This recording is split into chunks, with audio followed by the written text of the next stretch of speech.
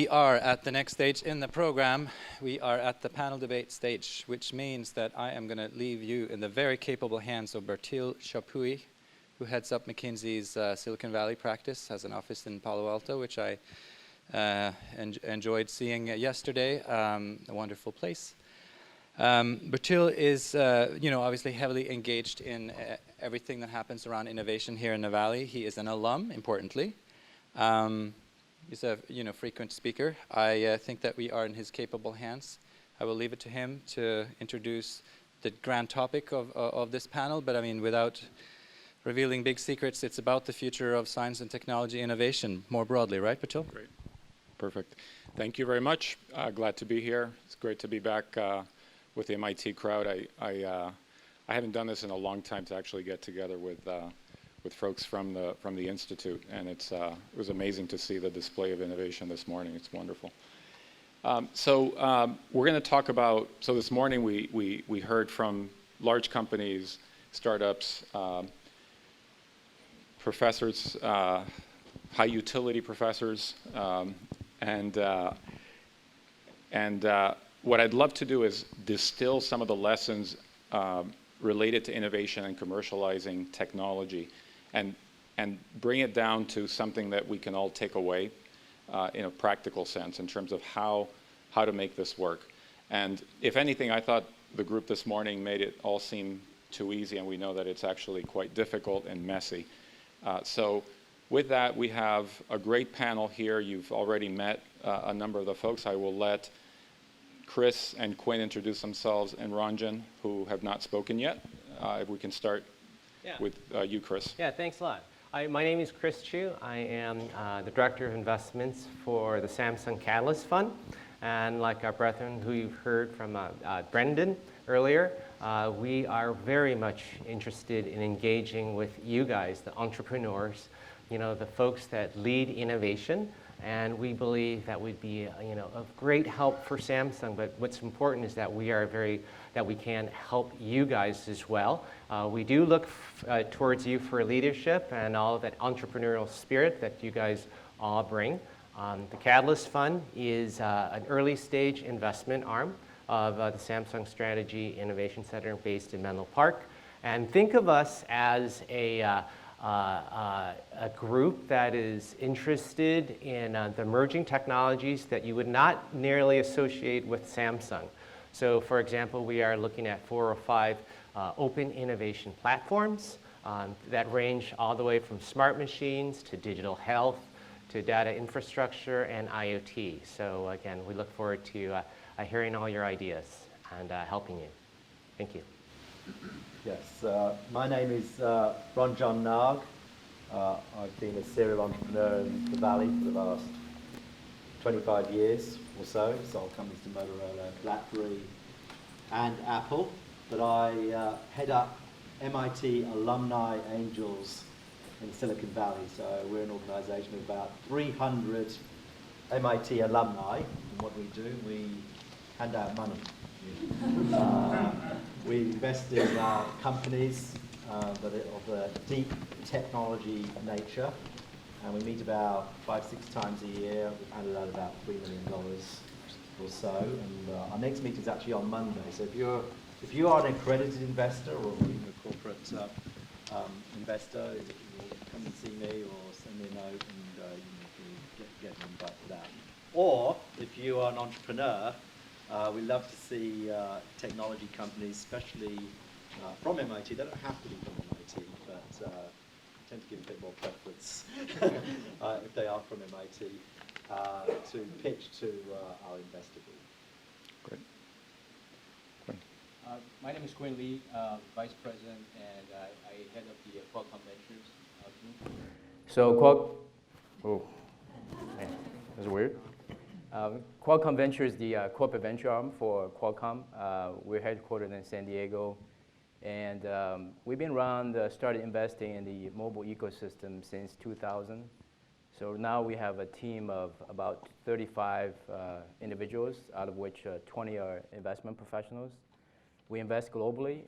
Outside the US, we invest in 6 different other regions around the world. And Mostly what we do is we invest around things.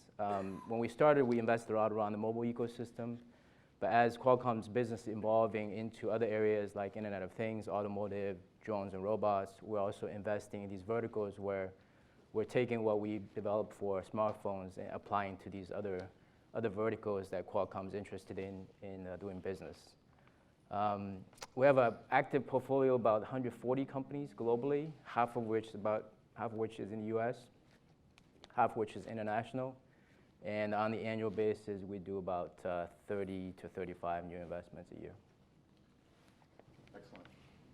One thing, let me just say one thing before we get started. We don't have the startup community represented here, and we do have it in the audience. So what I'd love to have you guys do is raise your hand if you have a question or a comment, and we'd like to actually engage you in the conversation here so we have full representation. So let me just start with the big, broad question, right, of if you think about academia, small company, large company, even government, right, what are the big challenges and also the advice you would give about what it takes to do this well? And I'm going to just pick on a few of you and then open it up for comments. So Jeff, I'd love, you spoke of two different events, right, that were super interesting from an innovation point of view. Tell us a little bit about what worked and didn't work and what advice you would have, right, as you think about partnering with others. Yeah, so I see really there's three ways of trying to get technologies from the lab out into industry. So one is doing a direct license, so you develop a technology, patent the technology, and then license to a company. I think in general that has the greatest risk of failure because I think often there's too much distance between the innovator and the licensee.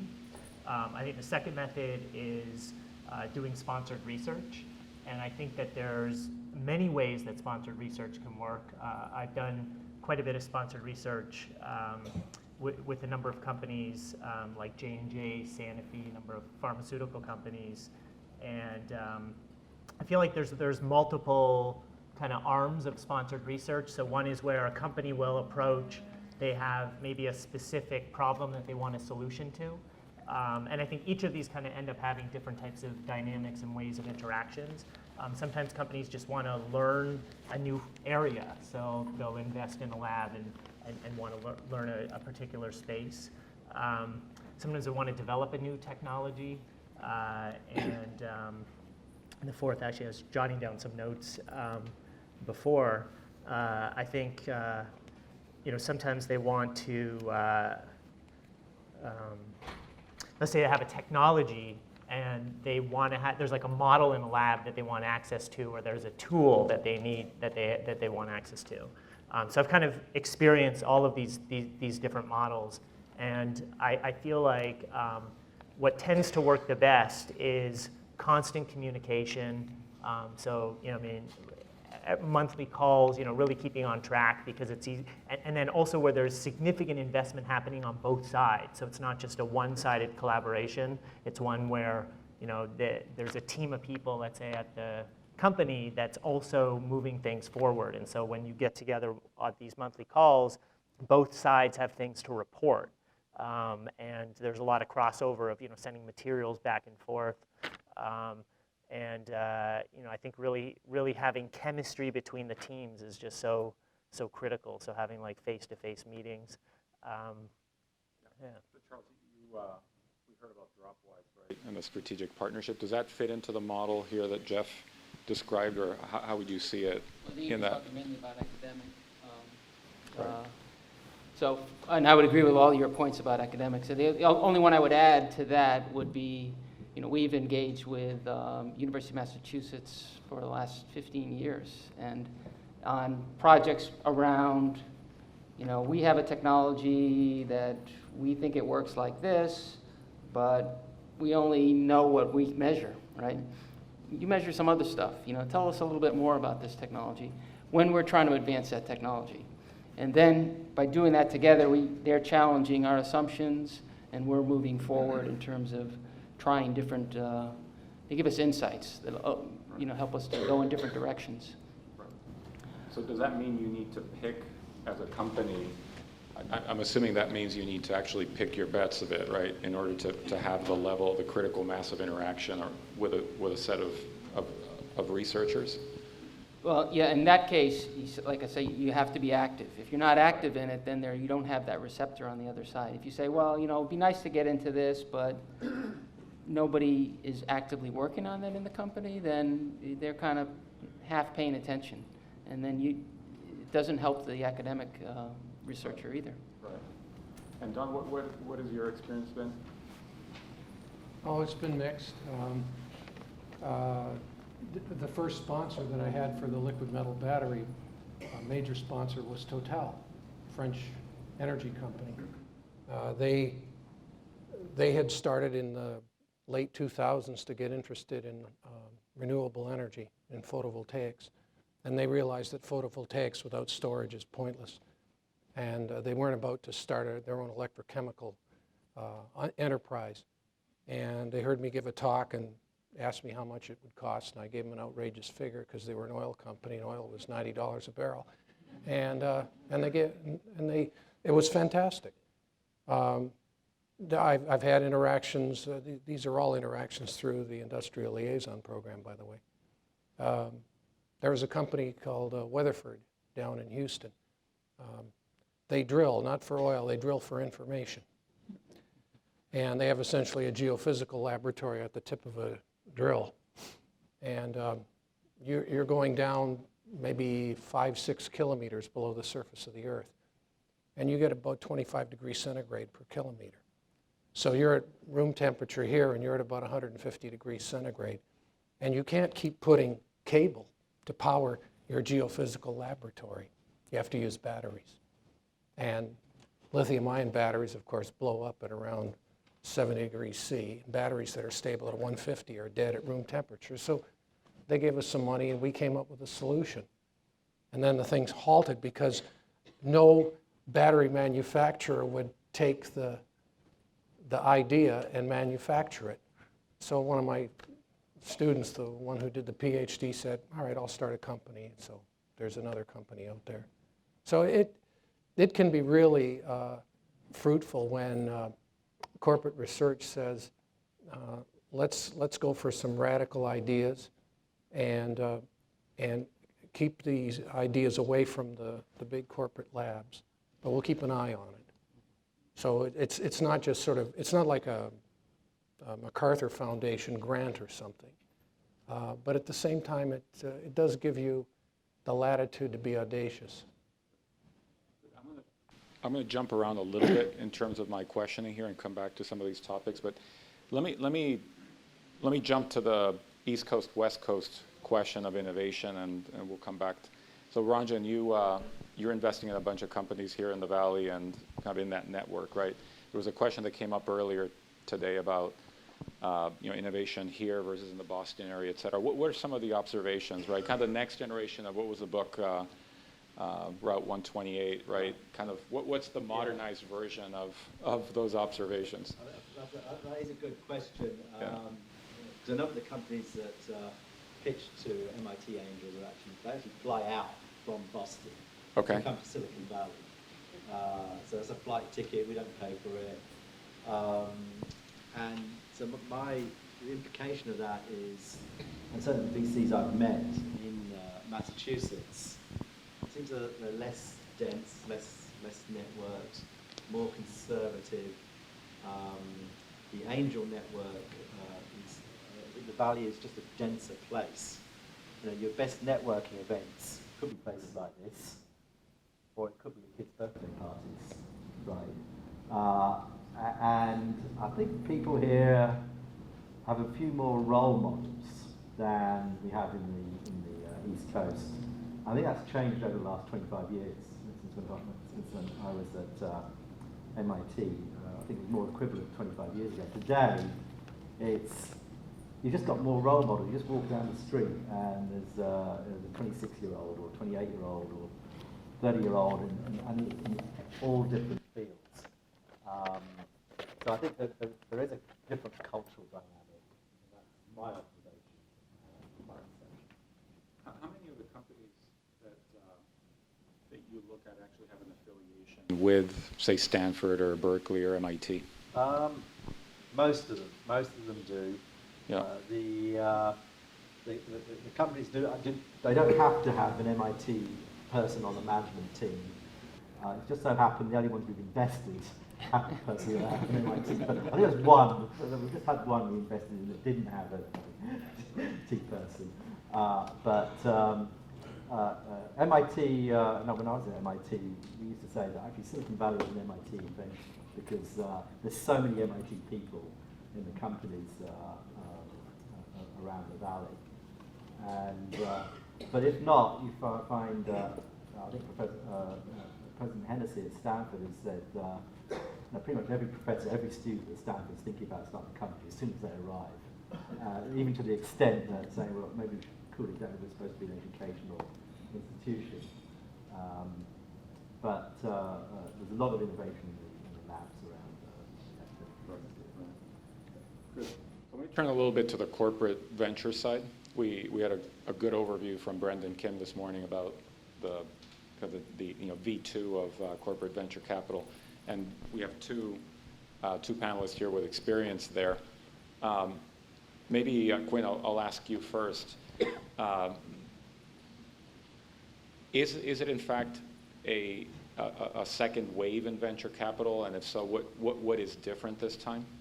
Because I think, and we ourselves did some of these numbers a while back. We had a lot of clients asking about whether they should do corporate venture capital. We did the numbers from a pure financial returns point of view. It was very clear that it lagged, institutional investors. My point was also always, well, there's a bunch of other benefits and value that is hard to quantify, right, in a corporate setting, because the technology may make its way into a product roadmap that nobody's even aware of at some point, right? But on the pure numbers basis, there was an issue there. How do you see it now?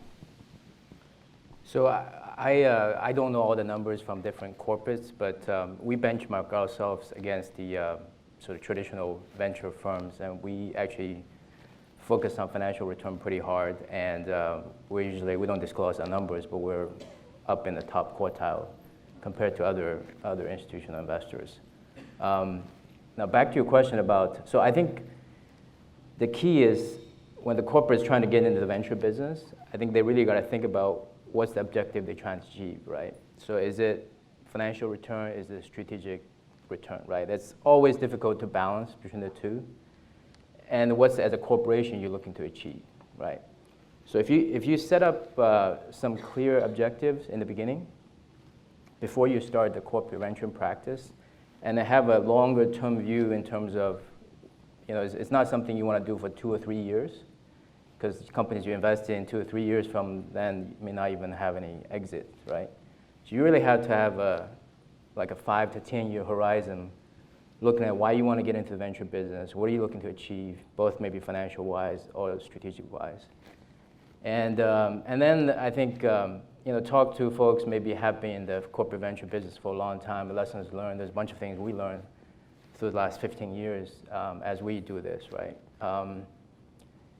So I think to your question, the first wave versus the second wave, I think the first wave, a lot of companies got into it because at the maybe the 99, 2000 timeframe, the dot-com was going high. A lot of companies wanted to get into the venture business. Then that market crashed and a lot of companies got out, right?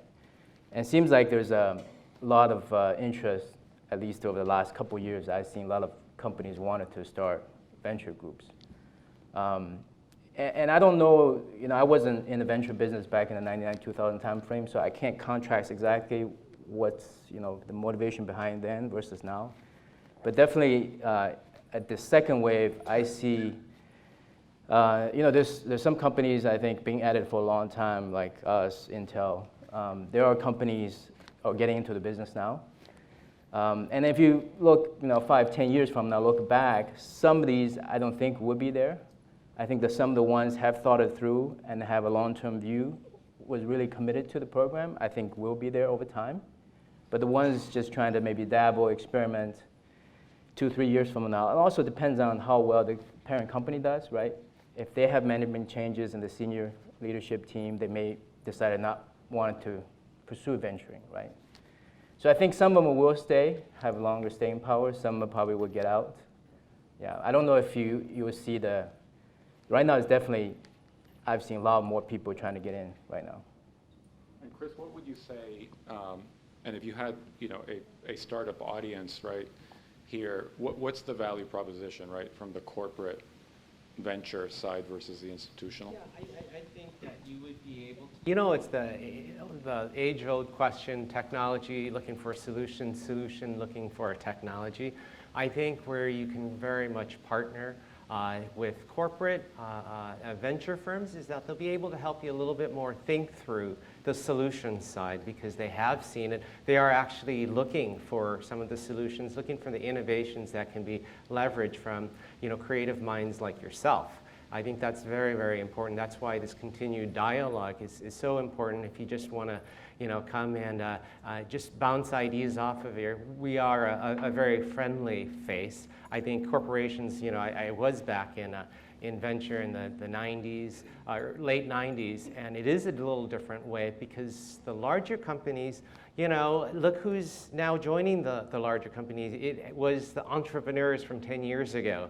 So the corporations now do understand the entrepreneurial spirit because many of them do have entrepreneurs there. So we do understand what you're going through.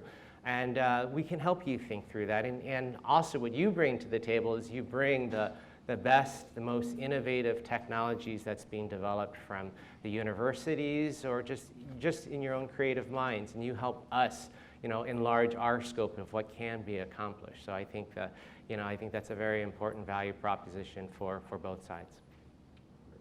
Let me ask the group, so again, with anybody, but in particular anybody from an early stage company here.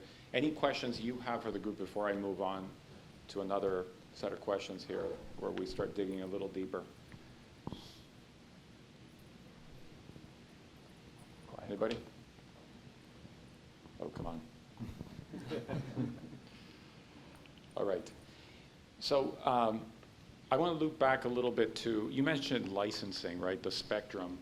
What's the state of play these days with technology licensing offices? Because, there was a lot of hoopla, right, 20, 30 years ago around licensing.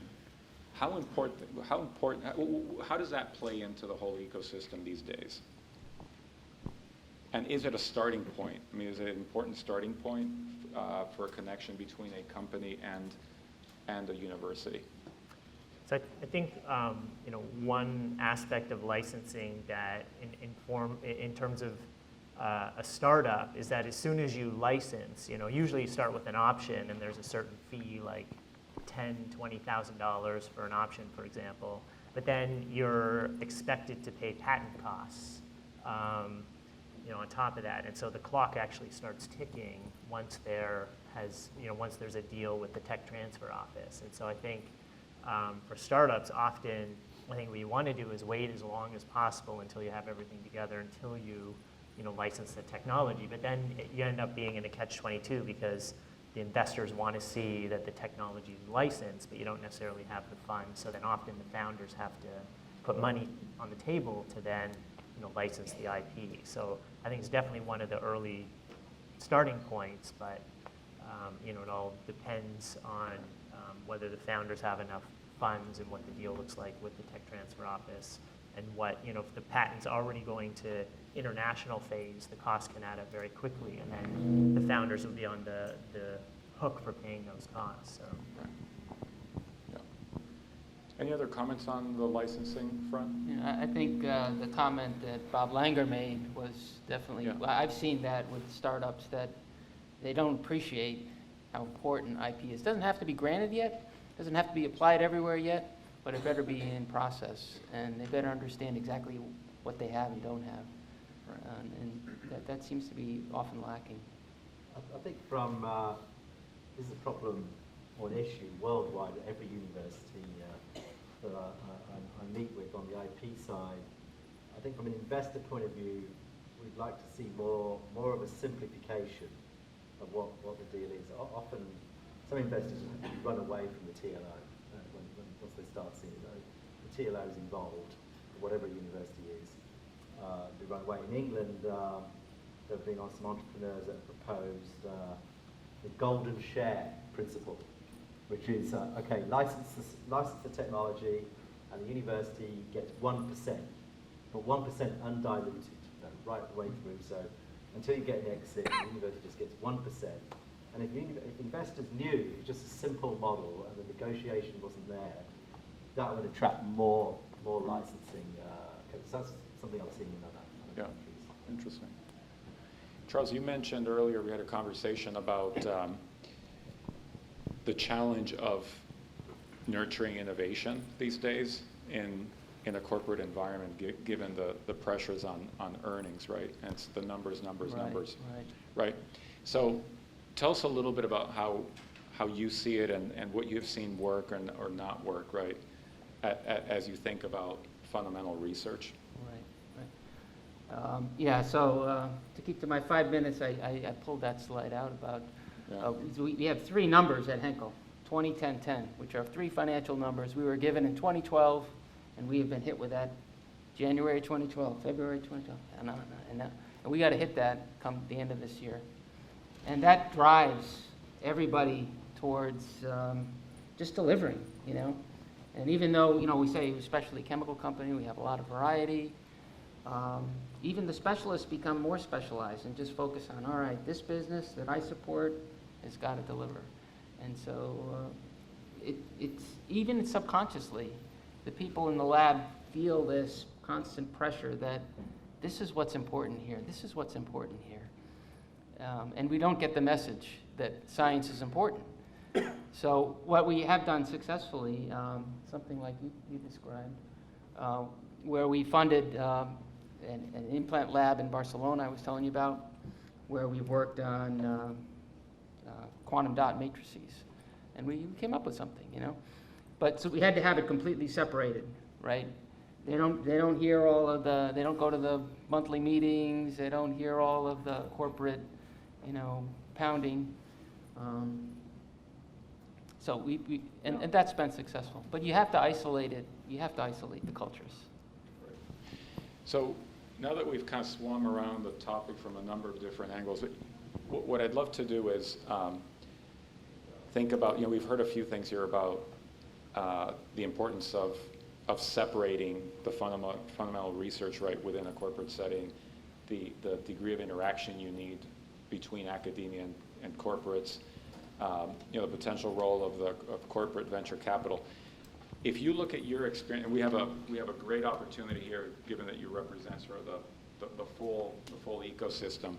If you were to say, if I pick on you and I ask you, what are the 3 ingredients, right? The 3 most important ingredients for successful innovation at the interface of academia and corporate, right, and venture money. I just like to hear your points of view, right? And maybe I'll start with you, Chris, and work my way down to the right. That's a tough question. You know, innovation there already implies creativity, but I think it's important that you do base it on real-world applications and use cases, because we have come across some wonderful technology, you know, globally.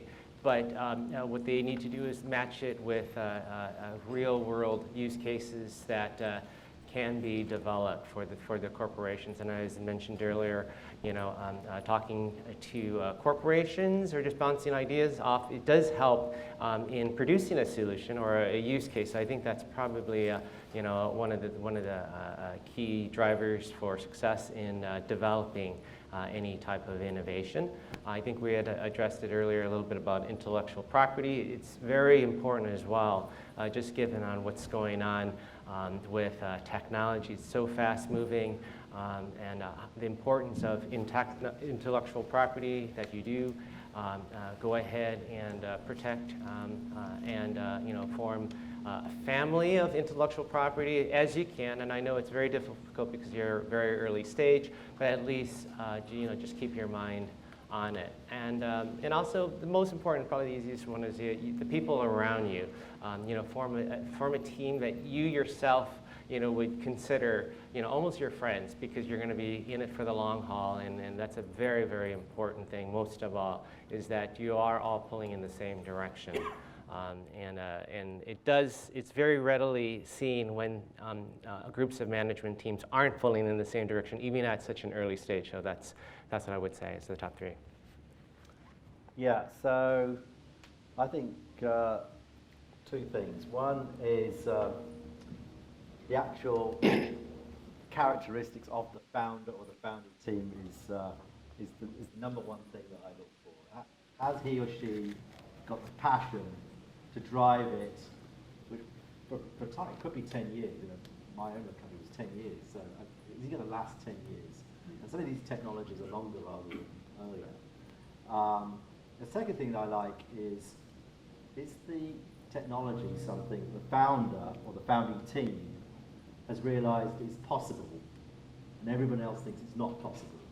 And the reason they think it's possible is because they've been working on it for 2 years, 3 years, or on their PhD, etc., etc. I love those kinds of deals where there's a light bulb, and they realize this is possible, and no one else thinks it is because they're working on other things, or it hasn't been shown before. Those are the two things I look for. I think if I was to name to maximize innovation, and innovation, I guess, in the active sense, where you actually, I think innovation can only be retrospectively defined because it requires, actually impacting society in some way. So something isn't innovative until you actually get it out there. And to me, one of the 3 core things are having a well-defined problem, and I think that that's actually one of the most challenging things to do. I think having an exceptional team, and then having often a multidisciplinary team that can work at the interface of many disciplines, which is where I think a lot of the creative ideas come from, and then access to state-of-the-art tools and resources. So I'll turn it around a little bit, maybe. Just I think the reason partially for our success is we trying to create sort of win-win situations, right? It's not that we invest in a company with the goal necessarily to acquire the company. We don't have sort of hidden agendas, if you will. We're very transparent with the companies right off the bat, right? We're trying to create a scenario where if the startup company we invest in are successful, we may or may not drive strategic benefits to Qualcomm, but that's okay, right? So we go in it with a very open mind, trying to create a relationship that's very symbiotic, that's a potentially win-win for both companies. And then I don't know if Brandon mentioned this morning, one of the maybe the negative things about corporate venture guys maybe is the speed at which we move, right? So if you talk to a corporate venture investor, maybe they don't move as fast as the financial investor. So we're trying to improve over time that we're going to make a decision faster. We got to be more transparent as we deal with the startup and the entrepreneurs, right? We're very upfront with them in terms of giving them a timeline, how fast we can move, and what are the expectations, so that both sides are very clear. So as we get better over time, I think we can move things very, very fast, very, very transparent, and trying to ultimately create a win-win situation. When we look outside of the company, we need to look for synergies. I'd say those are the 3 things.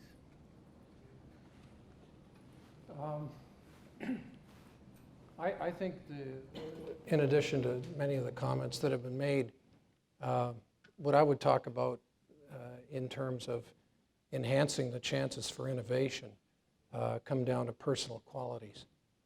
It's about character, and character of the leadership in the lab and the company, and that means fostering an atmosphere that's nurturing. And I don't mean coddling, but I mean supportive, not an atmosphere of terminal judgment and humiliation, and empowering people. What I do with my students is, number one, is I empower them. If I get hit by a truck tonight, this stuff keeps going because I make sure that they understand the problem through my eyes and how to think about the problem. And then if I disappear, it doesn't matter. And I was so lucky that in both cases that I cited, Total, it's a big energy company and it's French, and you'd think it would be just this lugubrious, slow-moving giant. But there was one person that at that moment in time understood what I wanted to do, became an advocate, had the ear of the CEO, the decision was made, and then we propagated the culture, and then it becomes infectious. And after that, everybody who joins my group becomes infused with that higher sense of purpose, and that's why they come to work. They're not coming to work just because they want to get their PhD. No, they want to change the world. And you can't go back. The other thing that happens is that it becomes a filter for you, that good people who are like-minded will be attracted, and bad people will be repulsed because they can sense that they do not like this environment, because it's got no place for control freaks and narcissistic personality disorder and all that other stuff that you find. So, just, make it so that they can succeed. And you know what I used to tell my students on day one when I was teaching freshman chemistry was, every one of you belongs in this room. And every one of you has the capacity to, not just to succeed, but to flourish.